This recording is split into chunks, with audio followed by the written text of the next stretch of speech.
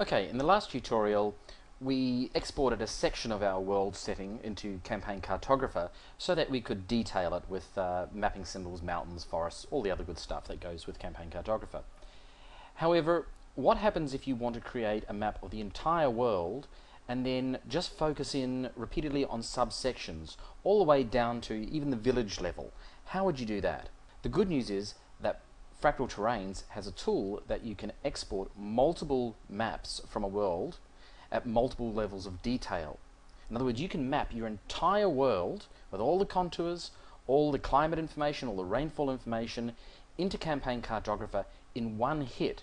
So no matter where on the world you are and how much detail you want, you will have the map ready-made for you.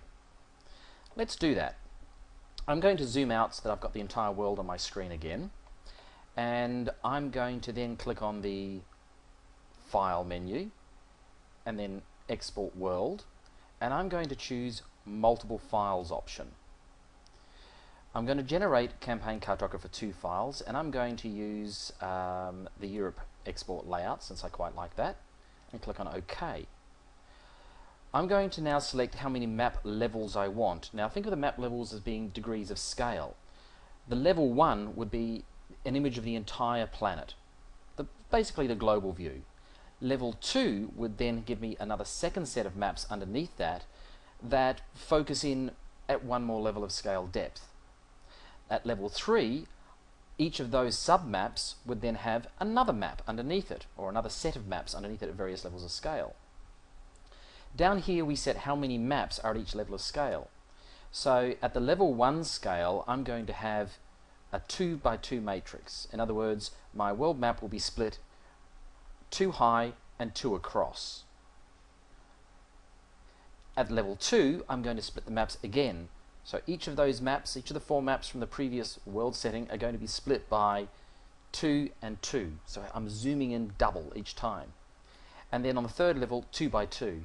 In total, we're going to create 65 maps, or 64 maps of various sub-levels and the whole of world map itself. Now this is really important. I sometimes forget to do this, so I do encourage you, make sure you do this. Set an output directory. Because you're creating a whole bunch of Campaign Cartographer maps from this one world view, you're actually going to need to have these sorted in a single location, in a single directory. And if you leave this blank, it's going to go God knows where in your computer's hard drive, usually in the root folder, and then you have to delete everything. It just gets messy. So click on the little selector bar, select, I'm going to select, to put this on my desktop for the moment, and I'm going to go make a new folder on my desktop. And I'm going to call this Joe's Island World Demo 1. Okay. So I select that, OK. We've now got the correct directory in there, and then we click on OK. At this point, go and make a cup of coffee. You can see that it's really zipping through each of the levels of maps, but it really is creating 65 individual maps at increasingly granular levels of detail, and it's mapping, in this case, because we chose the European output, it's mapping not only the land mass and the contours itself, it's also mapping out the climate conditions so that we can actually look at the climate inside the Campaign Cartographer, so that it gives us an idea of what sort of trees we should be laying out. So I'm going to go off and make a cup of coffee now and leave this running, and we'll come back when it's done. Right, we're done. That took a couple of minutes. Let's now open Campaign Cartographer and take a look at what we've actually got. So what I'm going to do is I'm going to close down my Fractal Terrains, and then I'm going to find the new folder that we've just created. Here it is. Let's open that up. And as you see here, we've got a folder full of maps, 65 of them. And they're labeled from A, then B, C, and so forth. Now if you take a quick look at the naming conventions that Fractal Terrains has used, level A is the highest level. It's our whole of world setting. And so within level A, since we've got 2 maps wide by 2 maps deep for this, you'll see that you've got B, B, B, B. You've got 4 maps called level B. And then level C, of course, that would be 4 maps for each of those 4 maps, 16. And then level D, for each of those 4 maps of the other 4 maps, you've now got 4 maps. So you can see that we've got a lot of level D views. Let's double click on this whole of world level, level A. And as you can see, this is the whole of world map right here. It's absolutely stunning. Now, when I move my mouse over the map, you'll see that I've now got the pointing hand. This is because in behind the scenes, Campaign Cartographer has added hot links to my map. So if I click on this area of the map, for example, it's asking me if I want to change any details of this map. I'm going to say no.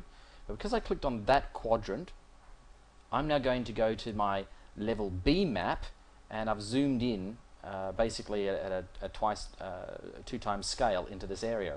Now I'm really interested in this part of the map over here. So if I click on this, again, I will zoom in another level of detail. And this is in fact the exact area that I want, this little cove in here. So I click there, and I can zoom in yet another level. In this particular case, you can see that we're now working at 3 levels of map. I'm just going to bring up the scale bar. You can see that we're actually working at a very fine granular level, really, less than 300 miles for this area. So that's absolutely perfect.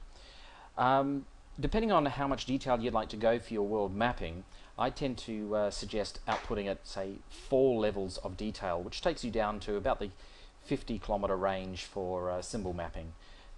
That's effectively close enough down to a village level that you could map any level of detail. This does not mean that you then have to go through Campaign Cartographer and put your mountains and all your details on every single one of these maps. What I do is I produce my entire world like this very quickly, and then just start mapping the pieces that matter to me at the scale that matters to me.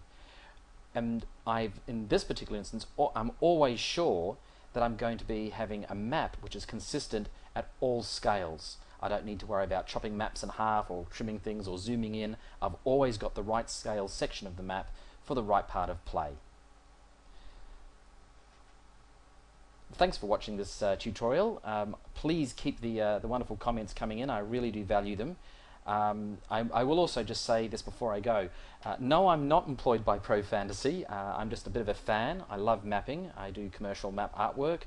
And I write role-playing games. It's my passion. It's not my career.